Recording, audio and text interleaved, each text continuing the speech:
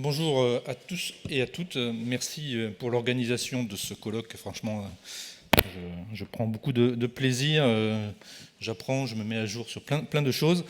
J'ai un peu transformé le titre de l'intervention qui était dans le programme, après quelques discussions avec les organisateurs. Donc deux ou trois choses que je sais d'elle, de l'intensification urbaine, parce que je suis allé fouiller dans mes archives. J'ai réactivé mes neurones sur le sujet. Et donc on va aussi prendre un peu d'épaisseur de temps, tout en réactualisant complètement des choses que j'ai pu traiter dans d'autres moments. Donc c'est vraiment mon apport à titre intellectuel, personnel, professionnel, que je vais partager là, donc ça vaut pour ce que ça vaut. Il y a une partie scientifique, il y a une partie d'acteurs et d'agissants sur le terrain. Donc voilà, on va embrasser beaucoup de choses et peut-être mettre bout à bout des choses qu'on entend depuis hier et aujourd'hui, mais dans un raisonnement qui met de la musique dans tout ça, qui donne une cohérence, ou en tout cas qui cherche à agir en mettant en cohérence les différents éléments. Donc quelques petites planches juste pour se replacer sur la durée de transformation du passage de l'idée à la connaissance, de la connaissance à l'action. 1992, un de mes premiers articles pour une densification des zones d'activité, c'était il y a 30 ans. J'étais un peu tout seul sur le sujet. On voit que ce sujet-là, il est redevenu maintenant dans le paysage local. Et puis 1994, autre publication dans laquelle on retrouve beaucoup de schémas qu'on voit maintenant dans des publications, qui oublient de citer les sources. Ça, c'est pas grave, vous savez, si vous me suivez sur les réseaux, que des fois ça m'énerve, que les sources ne soient pas citées. Donc comme bon scientifique, on a besoin de ça. Et on va voir comment ça a nourri différentes sédimentations de problématiques. J'ai fait une thèse sur le sujet. J'ai écrit dès 1998 qu'il fallait faire des planchers de densité, pas seulement des maximums de densité, parce que les enjeux du développement durable devaient nous y guider. Et tout ça argumenté pour l'action publique. Plusieurs bouquins, un article qui est en bas qui, en 1996, critiquait de manière très violente, j'étais un jeune peut-être un peu agressif vis-à-vis de ce que l'État faisait dans la région Île-de-France, je disais que le schéma directeur que l'État était en train de faire prenait pas la bonne direction. Il se trouve que 10 ans après, j'ai pu être à la manœuvre pour faire le schéma directeur de la région Île-de-France dans les versions de 2007 et 2012. Et on a, je pense, inversé la pompe, et je vais y venir tout à l'heure. Et puis les comparaisons internationales et l'intensification urbaine dont je parle maintenant. Un premier article dont j'avais pris le titre sur l'intensification en 2010. Donc tout ça, je ne dis pas simplement que voilà, c'est vieux, c'est juste que les notions, elles évoluent, on les revisite, on ne part pas totalement de rien à chaque fois, et il faut pouvoir ne pas être amnésique tout en adaptant toujours le propos à des enjeux qu'on éclaire maintenant différemment. Le SDRIF de 2007 et 2013 a été ensuite accompagné de guides à l'action, comment encourager l'intensification urbaine, 2009. Donc tout ça, voilà, on n'est pas sur des sujets complètement nouveaux. Moi, je dis juste, n'oublions pas qu'il y a de la matière, ne faisons pas comme si on réinventait tout. Des fois, il faut pouvoir puiser dans le contenu pour s'adapter et tirer un peu plus juste. Tout un travail avec l'OCDE, une somme sur l'évaluation des politiques mondiales de la ville compacte. Là aussi, énormément de choses avaient été faites 2012. Et puis plus récemment sur Aix-Marseille-Provence, on essaie d'aborder un peu tout ça. Je vais maintenant vraiment venir sur le fond. Définir et mesurer, je passe très vite, il y a beaucoup de planches, donc écoutez-moi plus que de regarder le détail des planches, ça va être voilà, un flot de raisonnement et de messages. Première chose, c'est que la densité étant une quantité sur une surface, on peut la décliner de multiples manières. Donc on peut s'affronter sur des sujets si derrière on ne définit pas ensemble de quoi on parle, et il y a plein de manières de mesurer la densité. Moi, il y a un critère que j'ai beaucoup utilisé, notamment pour le schéma directeur de la région Île-de-France, c'est la densité humaine nette, population plus emploi sur les hectares urbains. Je ne rentre pas du tout, je ne vais pas détailler tout ça, mais je vous assure que quand vous faites de la planif, c'est une notion extrêmement intéressante parce qu'elle permet de traiter la grande échelle et la petite échelle. Densifier, c'est ajouter une quantité sur une même surface, mais ça peut être aussi réduire la surface pour une même quantité. Donc on peut se faire peur des fois en parlant de densification, mais il y a déjà deux vecteurs pour le faire. Et l'intensification, ça introduit une autre précision, c'est qu'on peut densifier par ajout de construction, et on peut densifier par un meilleur usage du bâti existant. Et ça, j'y viendrai un peu plus à la fin, ça nous ouvre des gisements absolument intéressants à traiter maintenant, parce qu'on peut aller vite, on peut aller sans grand coût à mieux utiliser le bâti existant, à donc atteindre des objectifs de densification sans construire plus. Ces petits schémas, ils étaient dans ma première publication de 1994, vous les retrouvez partout, on en a vu d'ailleurs dans plusieurs présentations aujourd'hui. Voilà. C'était pour moi un message extrêmement fort, même densité, 3 fois, mais des formes urbaines très différentes. Ne confondons pas la densité quand on parle de hauteur ou la densité quand on parle de pavillonnaire. Des fois, ce n'est pas un sujet de densité, c'est un sujet de forme urbaine. Ça, c'est les collègues avec lesquels on bossait sur le schéma directeur, Muriel Nodin, qui était là hier, je ne sais pas s'il est là aujourd'hui, de l'IPR. On dit toujours les grands ensembles, c'est très dense. Ben, les grands ensembles, ils ne sont pas plus denses que bien des quartiers. Donc là aussi, les images mentales, elles sont parfois trompeuses sur ce qu'est la densité et ce qu'elle n'est pas. Alors, évidemment, et tout le monde l'a dit, préserver les espaces agricoles et naturels, c'est évidemment important. Et plusieurs choses, c'est que les métropoles, on dit toujours c'est les métropoles qui consomment l'espace. Oui, elles consomment l'espace, mais par tête de pipe, par habitant, elles sont beaucoup moins consommatrices d'espace. Et donc j'ai publié, c'était dans la revue Urbanisme, dans sa version numérique, un article sur l'impact environnemental. Et donc c'est avec les données de l'OCDE. En fait, je coupe le monde de l'OCDE en 2 parties, les aires métropolitaines de plus de 500 000 habitants et le reste du territoire. Et ce qu'on dit, c'est que tout simplement, les aires métropolitaines sont beaucoup plus denses, et donc elles préservent les espaces agricoles que tout le reste des territoires, que ce soit en France, en Europe ou dans les pays de l'OCDE. Et en tendanciel, c'est encore plus fort. C'est-à-dire que les espaces de petites villes, villes moyennes, espaces ruraux, en termes d'évolution des mètres carrés urbanisés par habitant, c'est une catastrophe. Donc si on veut préserver les espaces naturels et agricoles, pensons que ce n'est pas par le développement des secteurs les moins denses ou les plus faiblement urbanisés qu'on va y arriver. Alors le zéro artificialisation nette, ça nous donne une direction. Je ne vais pas beaucoup en parler, mais évidemment chacun l'aura en tête. Ce qui est intéressant, et peut-être qu'on ne l'a pas bien perçu ici en France, c'est qu'on est déjà dans un découplage, et c'est l'enjeu que nous cherchons tous, entre consommation d'espace et construction. Là, depuis les années 2010 en France, on consomme toujours de l'espace, mais par rapport à ce qu'on construit dessus, on en consomme de moins en moins. Donc la tendance, elle va plutôt dans le bon sens. Simplement, elle ne va peut-être pas assez vite et pas assez fort.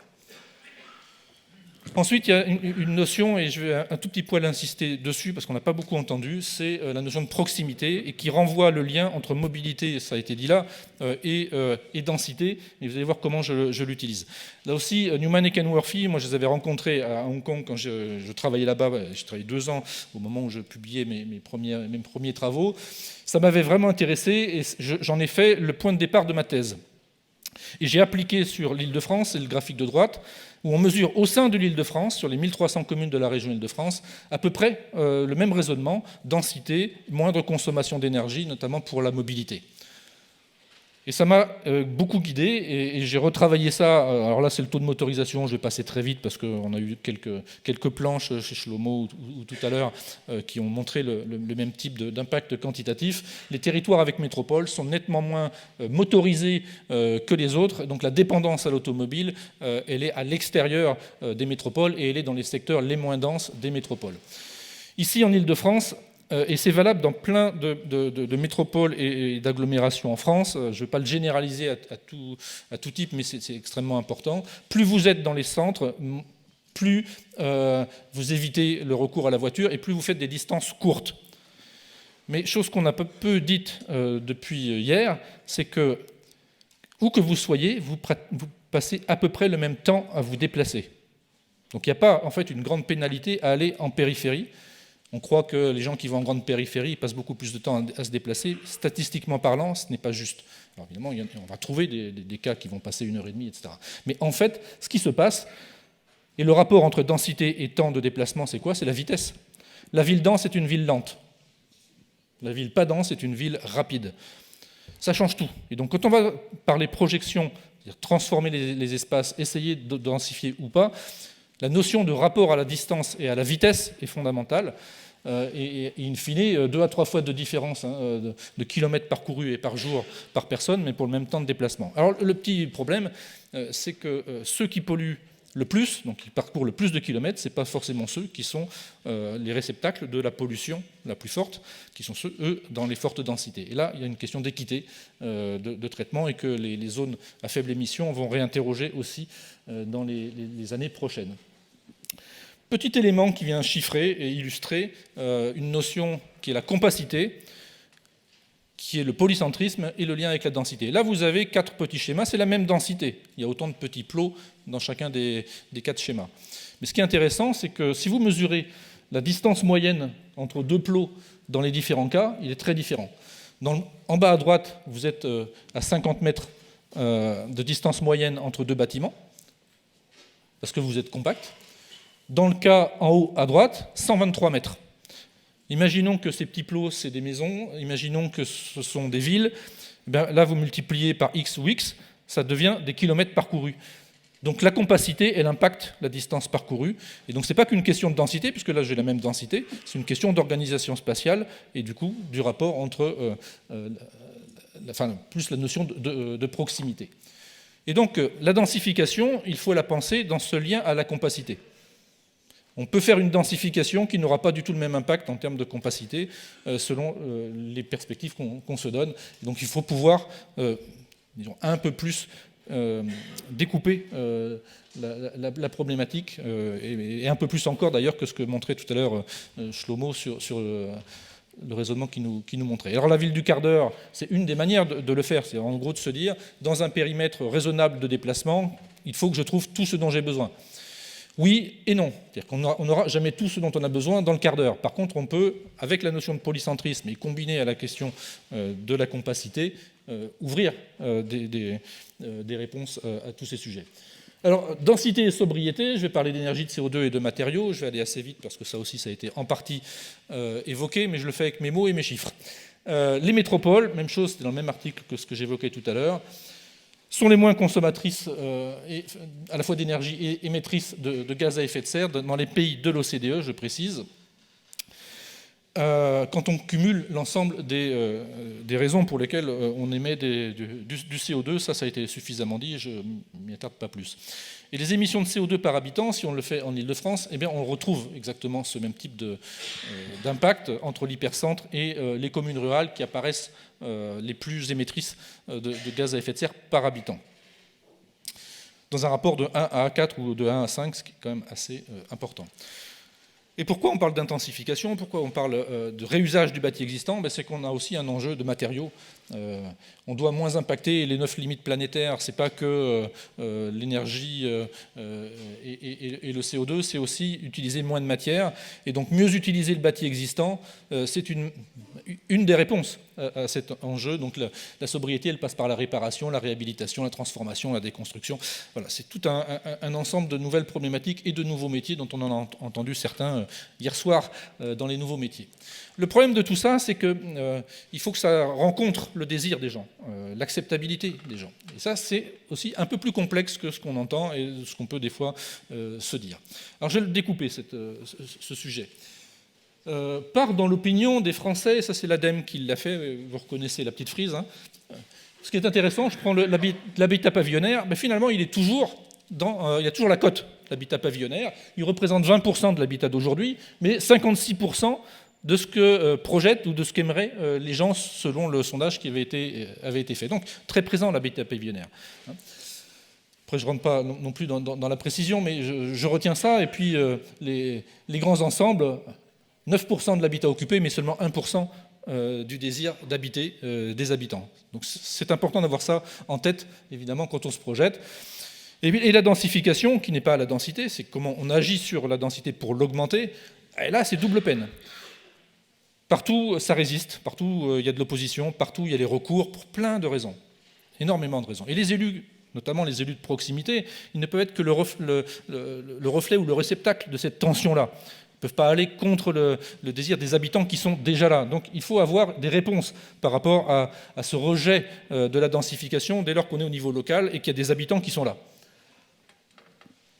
Et nous, on a interrogé le conseil de développement de la métropole Aix-Marseille-Provence, il y a 240 membres, 60 citoyens aussi, et ils se sont projetés, ils ont dit, OK, nous, on a assimilé l'enjeu de la densification, il faut effectivement arrêter de s'étendre sur la périphérie et les espaces agricoles, mais il y a une condition de réussite, c'est le gagnant-gagnant. Il faut que les habitants des quartiers qu'on va densifier, ils gagnent quelque chose. Et le quelque chose, les membres du conseil de développement nous en donnent quelques critères. La qualité, l'espace public, la desserte, etc. Et donc, tout ça, ça doit nous guider. Voilà. Il ne faut pas densifier bêtement, il faut densifier en amenant quelque chose. Ce n'est pas un ajout de quantité sur une surface, c'est un ajout de qualité sur une surface. Il faut que les habitants qui soient là, ils gagnent. C'est peut-être bête à dire, mais c'est toujours bon de le rappeler. Et on a complété ça avec avec mon avis citoyen, qui est un organisme de sondage. On a interrogé 6400 personnes dans les métropoles en France, la moitié sur Aix-Marseille-Provence, la moitié sur les autres métropoles. Et on retient plusieurs choses. Même chose, hein, on adhère à l'enjeu. Il faut arrêter de s'étendre sur les villes, sur les espaces agricoles, et donc faire la ville sur la ville. Ça, c'est très fort. Les habitants, ils sont en adhésion avec ça. C'est aussi un message qu'on doit entendre. Nos élus aussi doivent l'entendre. Ceux qui nous disent « Oh là là, le zéro artificialisation nette, qu'est-ce que c'est dur, les gens, ils n'en veulent pas. » Écoutez, en l'occurrence, moi, je vous dis, les gens, ils en veulent. Deux autres sujets que je vais évoquer là dans ce que nous donne ce sondage. Et c'est extrêmement structurant. Il ne faut pas dire « les gens ». Il y a plein de catégories derrière les gens. Les populations jeunes et les populations plus âgées sont désireuses de vivre en densité, pour des raisons différentes d'ailleurs, mais elles sont désireuses de densité. Et si on se projette, les jeunes et les personnes plus âgées, c'est notre population de demain. Le vieillissement de la population, il va changer la donne en termes de demande d'espace public et de logement et de développement territorial. Je vais y revenir juste après. Et la crainte de la hauteur du bâti est également un des paramètres qui est revenu très fort dans ce sondage. Même si j'ai bien montré tout à l'heure que densité n'est pas égale à hauteur, quand on fait de la hauteur, souvent, ça crispe. Allez, projetons-nous. On ne fait pas la ville uniquement pour les gens qui sont là, mais pour les gens qui seront là demain. C'est un peu triste, chacun jugera, mais la perspective de l'augmentation des ménages avec une seule personne, elle est très forte. Les couples avec enfants, c'est déjà le cas depuis déjà un certain temps, ça chute. Retournons-nous vers le passé. On a fait un modèle extensif de nos villes. Pourquoi ? Parce qu'on avait une croissance démographique très forte. Ça, c'est fini, plus de croissance démographique très forte. On avait une croissance avec des familles avec enfants. Ça, c'est fini. Et donc, il faut adapter nos réponses territoriales à ce que va être la demande de la population d'aujourd'hui et de demain. Ça, c'est extrêmement important de l'avoir en tête parce que ce n'est plus une demande à laquelle on va devoir répondre par un modèle extensif, mais par un modèle intensif. Des personnes seules ou avec en tout cas peu d'enfants et un vieillissement, ça nous reconduit vers une demande de centralité de la ville du quart d'heure, du fait d'avoir à proximité l'ensemble de ce qui fait la vie urbaine. Et puis, moi j'aime bien ces petits graphiques. À gauche, c'est le prix. Alors, ça a souvent été évoqué, mais on n'a pas montré ce genre de courbe. Selon la distance au centre, on est à Paris. Le prix de l'immobilier, oui, il est extrêmement important dans les secteurs les plus denses et les plus centraux. Et le coefficient d'occupation du sol, même chose, il est extrêmement plus élevé dans le centre-ville qu'ailleurs. Ça, vous le retrouvez dans beaucoup de nos villes en France. Mais pour une raison toute simple. Ce n'est pas parce que les gens ne veulent pas de densité qu'on a ça. C'est parce que les gens, ils veulent la densité. La densité, c'est le reflet d'une compétition d'usage pour le sol. Et plus il y a compétition, plus le prix augmente, plus il va falloir débourser pour y aller. Et c'est le reflet que, finalement, on ne peut pas dire que les gens ne veulent pas de la densité. Ça veut dire que le marché guide vers la densification, avec plein d'effets négatifs, mais c'est ça qui fait le développement de la densité, de la densification. Évidemment, il y a plein d'impacts négatifs. Il ne faut pas dire tout va bien et continuons, Madame la Marquise. La densification, l'intensification, ça pose plein de problèmes. Il faut agir dessus. Je ne vais pas tous les traiter, les sujets. Le sondage que je montrais tout à l'heure, il a montré que ce que les citoyens nous ont fait remonter, c'est les bénéfices d'avoir tout sous la main grâce à la densité. C'est ça qui est valorisé. Mais en face de ça, et je ne m'attendais pas à un résultat comme celui-là, c'est surtout le bruit qui est ressorti comme l'impact négatif de la densité. Avec la pollution, avec l'insécurité et l'incivilité, mais le bruit d'abord. Est-ce qu'on a des réponses suffisantes quand on va travailler sur la densité et la densification. Je ne suis pas sûr qu'on le traite suffisamment, ce sujet-là, donc je vous le pose. Voilà. L'autre sujet, je ne vais pas rentrer non plus dans le détail, il y a des surcoûts, ça a été évoqué, quand on fait de la densification, il y a des surcoûts. La cloche que je montrais également sur le fait que les secteurs les plus denses sont les plus chers en termes d'immobilier, nous indique que la puissance publique doit amortir le choc de l'éviction des populations qui n'ont pas les moyens des secteurs les plus denses. Parce que s'ils vont loin, ces ménages-là, c'est qu'ils n'ont pas... Peut-être qu'ils voudraient y être, mais ils ne peuvent pas parce que leurs moyens ne leur permettent pas d'y être. Donc comment on amortit ce choc social de l'éviction par le marché des populations qui n'ont pas les moyens de se payer la densité? Gros sujet collectif. Bon, l'îlot de chaleur, ça a été évoqué, mais c'est un défi dans toutes les composantes de notre manière d'organiser l'espace, d'aménager nos villes, l'espace public, de réintroduire l'eau, la végétalisation, etc., etc. Je n'y reviens pas, ça a été excellemment bien traité tout à l'heure, mais c'est un autre défi très important quand on parle de densité et d'intensification. Ensuite, planifier et outiller. Moi, je plaide pour la planification. Je ne suis pas un planificateur dans l'âme, il se trouve que je l'ai fait dans ma vie et je pense que ça a un grand bénéfice. Dans le débat, est-ce qu'on doit tout laisser générer par les gens, ils font ce qu'ils veulent dans leur jardin, ou est-ce qu'on doit aussi planifier? Je pense qu'il faut les deux, mais la planification, elle est nécessaire. J'en fais juste quelques planches pour vous le dire et partager mon expérience. Le schéma directeur de la région Île-de-France, j'ai pu, grâce à mes collègues de l'Institut Paris Région, certains qui sont là, faire les deux versions, 2007 et 2013, c'est-à-dire avant le Grand Paris Express, négociation du Grand Paris Express, et une nouvelle version pour faire le lien entre ce nouveau réseau de transport et la planification. On a mis beaucoup de solutions pour garantir et guider la densification de la région parisienne dans le schéma directeur. On a créé des notions, des densités minimales dans les extensions urbaines, des pastilles de densification préférentielle, des obligations de densifier autour des gares, notamment du Grand Paris Express. On a réduit de 25% la capacité d'extension qui était offerte par le schéma directeur. Vous vous rappelez, dans mon article de 1996, c'était celui-là que je critiquais. Et bien, quand j'ai été à la manœuvre, on l'a fait, ce que je préconisais, et des fronts urbains pour limiter les extensions urbaines dans les secteurs où le paysage, la nature, la biodiversité nous obligent ou nous guident à le faire. Mais toute la planification ne peut pas marcher si elle n'est pas accompagnée par plein d'autres choses. D'abord, la concertation. Il m'arrivait de dire, quand on faisait le schéma directeur, que ce n'est pas les règles du schéma directeur qui allaient avoir le plus grand impact, c'est le fait de partager la pédagogie et d'expliquer pourquoi on fait les choses, parce que là, on touche les mentalités et pas la règle d'urbanisme, et c'est plus efficace. Et j'y crois encore à ça. Je joue beaucoup sur la concertation, parce que c'est par cela qu'on convainc, beaucoup plus que par l'imposition d'une règle et les interdits et les obligations. Beaucoup d'acteurs ont travaillé dessus, conférences citoyennes. Le fait d'avoir le Grand Paris Express, mais on l'avait déjà anticipé avec d'autres projets aussi, c'est un levier de transformation et de densification qu'il faut mobiliser. 20 millions de mètres carrés à construire autour des gares du réseau du Grand Paris Express. C'est là où la transformation de la région parisienne est en train de s'opérer. Et plein d'outils pour mettre en œuvre le SDRIF. Une fois qu'on a la planif, comment on le fait ? On a fait les nouveaux quartiers urbains, on a mobilisé l'établissement public foncier régional, on a créé des incitations pour les maires, je ne vais pas dire densificateurs, mais bâtisseurs. Voilà, donc c'est tout ça qui a permis, à la fin, d'avoir, en plus la consultation internationale du Grand Paris a donné des images positives, ou à discuter, ou à mettre en débat, avec le grand public, discuter de cet enjeu de la densification, qui est un enjeu sociétal, qui n'est pas qu'un enjeu d'experts ou de scientifiques. Et à la fin des fins, je peux dire, et le bilan, ce n'est pas moi qui l'ai fait, il a été fait officiellement il y a quelques mois pour préparer la nouvelle version du schéma directeur, un ralentissement de la consommation d'espace dans la région Île-de-France, un quasi-doublement de la construction de logements, puisqu'on partait de 35 000 logements par an. L'État nous avait dit qu'il faut faire 70 000 logements par an, et certaines années, ça a été dépassé, près de 80, je parle sous le contrôle de gens qui connaissent mieux que moi, on a dû dépasser les 80 000 logements par an. Alors, il y a eu un effet marché, mais il y a eu un effet planification et accompagnement de la construction. Et ce développement, il a été montré hier dans l'exposé, c'est le recentrage du développement dans l'approche couronne pour éviter cet étalement que tout le monde redoute. Voilà, et ensuite, et c'est la dernière partie de mon exposé, mobiliser les multiples gisements.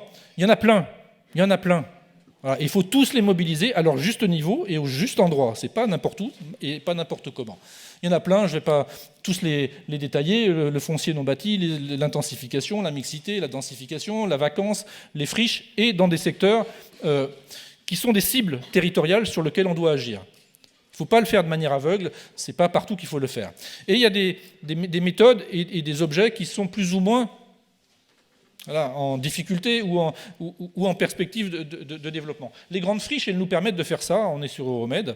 C'est pas toujours facile à vendre cette hauteur, mais elle a permis de raconter un récit d'espaces verts et d'espaces boisés au pied de ces immeubles. Il faudra voir dans la durée si ça marche, mais ce sont des grandes opérations comme celle-là qui nous permettent de combiner végétalisation, nature, transport en commun et densité. Dur quand même, sur le plan formel. Les surélévations, beaucoup d'exemples ont été posés. Je crois que le concepteur, il est là, donc je le salue. Les toits deviennent un nouvel Eldorado. Petit chiffre, 900 hectares sur la seule ville de Marseille de toits-terrasses, dont 12% sont des toits des collectivités. Donnons l'exemple, nous, collectivités, qu'il y a plein de choses à faire. Allons, avant même de demander à des acteurs privés de le faire. Faisons-le sur notre patrimoine bâti. Et il y a des outils à développer. Ils ne sont pas là, les outils. Ils sont qu'en partie aujourd'hui déjà posés. La densification du pavillonnaire, le NIMBY, le BIMBY, et les autres formes, il faut le faire. Mais comme je le disais hier aussi, pas n'importe où, pas n'importe comment. Et il y a des secteurs privilégiés, pas loin des transports. Enfin, il faut éviter de le faire quand on est trop loin des transports, mais il ne faut pas le faire non plus quand on est trop près des transports, parce que près des transports, il faut vraiment densifier. Donc, il y a une zone tampon intéressante sur la densification du pavillonnaire. Et les zones commerciales, allons-y gaiement. Elles sont en train de dépérir parce que les attentes, les modes de vie des gens les rendent caduques.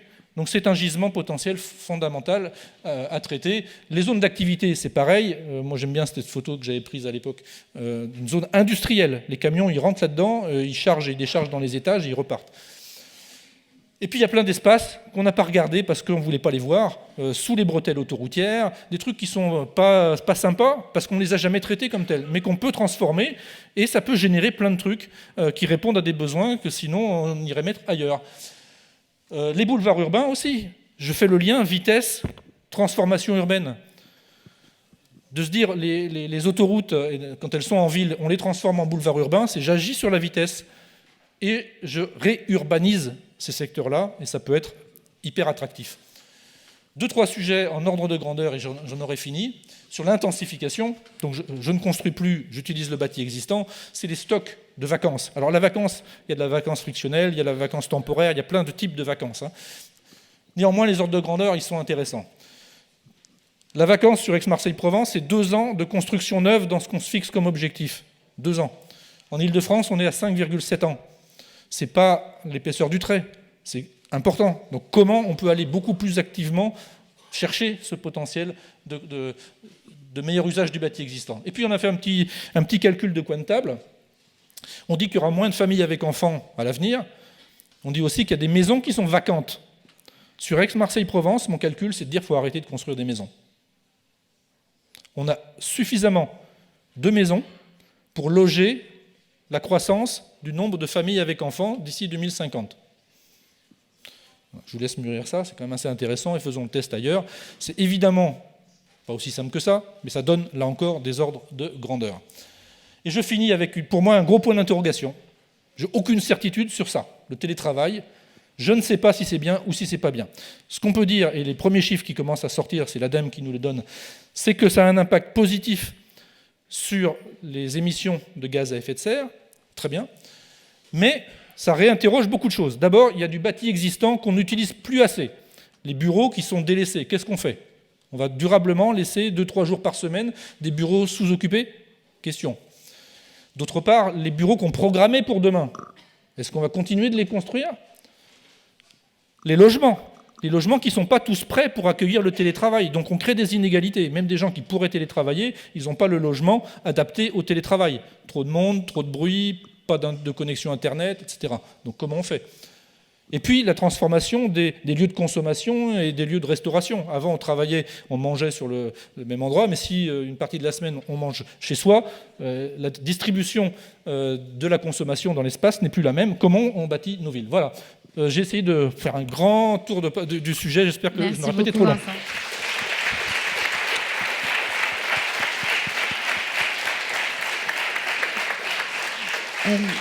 Merci mille fois.